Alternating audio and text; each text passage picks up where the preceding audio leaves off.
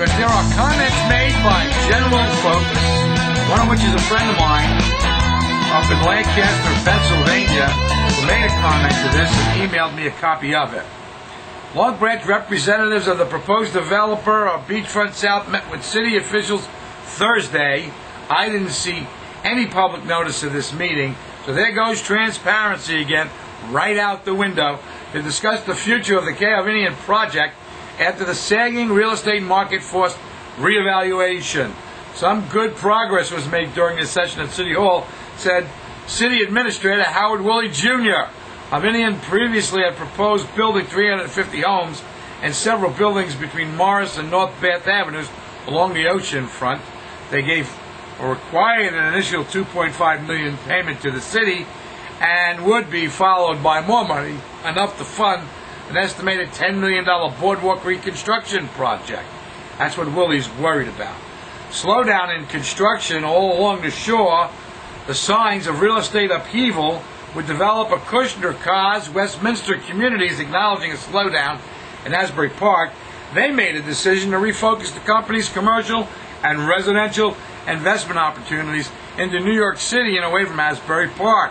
Meanwhile, Belmar Mayor Kenneth E. Pringle has said the prospect of redevelopment there is not as healthy as it once was because of market forces, the continuing controversy over the use of eminent domain, and other issues. They just lost a big case in court on Friedman Bakery. Friedman Bakery gets to stay. Why? Because the building's not blightable. The issues that they used to attempt to blight it did not substantiate the seizure. Kehovinian on Thursday night released quarterly financial figures posting a loss. The Fortune 500 companies, and no one's expecting that to collapse. In New Jersey, they're seeing an increase in traffic and sales. He thinks people are ready to buy homes again. Meanwhile, City Councilman Anthony Giordano, one of the architects of Beachfront South Agreement, said he has no objections to a delay in construction or even a reduction in the number of units. Councilman Brian A. Unger agrees, saying council members have begun having a theoretical conversation about what to do at Beachfront South if it doesn't go forward. Giordano and Willie noted that any internal conversations could not go forward as long as there is a valid contract with Hovinian. And Giordano urged caution, saying it is prudent to delay construction in this market. He said the council continually reevaluates plans for each of the city's 6 redevelopment sectors. I find that disingenuous. I got a comment that someone else sent to me. I'm going to read to you. One of the worst things that can happen is for KHOV or any developer to build in this market, and we end up with empty buildings, Giordano said. I would not be advocate for starting construction. I don't think Giordano should even be in this. His bank's got conflicts in the development. They've loaned the developers, not saying they've done it to Hovinian, but their bank is in the Jersey Shore Index, and so is the Asbury Park Press, and so is Hovinian. So there's a major conflict right there. It's probably why the news stories coming out there are actually favoring them, because they're a group, interestingly enough. Okay, now the comment. Let me give you that comment, and that comment would be mail. It's sent to me, so I want to actually read it. Here it is. Rev, I read today online the Hovinian story in Long Branch. I thought you would appreciate my view of things.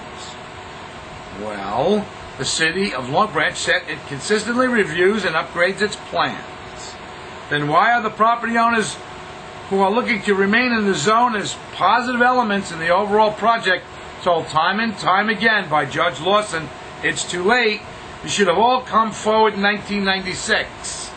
If on the one hand you can revisit and adjust and amend, why can't on the other the courts at least open their eyes, pluck the silly putty out of its ears, and look at the situation in real time today? For Mr. Giordano, when you're revisiting the plans in your town, take a good hard look at your residents and see them in their properties and in your future plans. It's not that difficult. Close your eyes.